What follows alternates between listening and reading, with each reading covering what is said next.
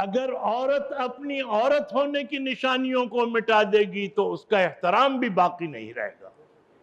اگر آپ احترام باقی رکھنا چاہتے ہیں، عورت کو اپنی تمام نشانیاں جو ہیں اللہ تعالیٰ نے جو دی ہیں انہیں برقرار رکھنا پڑے گا۔ اللہ تعالیٰ نے عورت اور مردوں کی عبادتوں میں فرق رکھا۔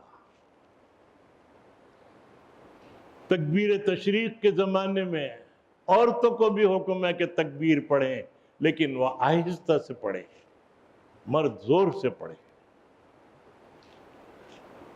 عورت اور مردوں کے عبادت کا طریقہ یہ ہے کہ عورت کو یہ ہے کہ لپٹا لپٹایا ہو کے سجدہ کرو، مرد یہ ہے جسے کہتے ہیں ہم کھڑا سجدہ۔ اسی طریقے سے اور بہت سے فرق ہیں، ان کی جنازے میں فرق ہے، کفن دفن میں فرق ہے۔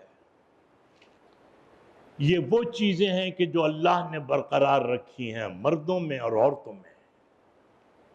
یہ جنس رجل ہے، یہ مرد ہے، اس سے یہ پہچانا جاتا ہے۔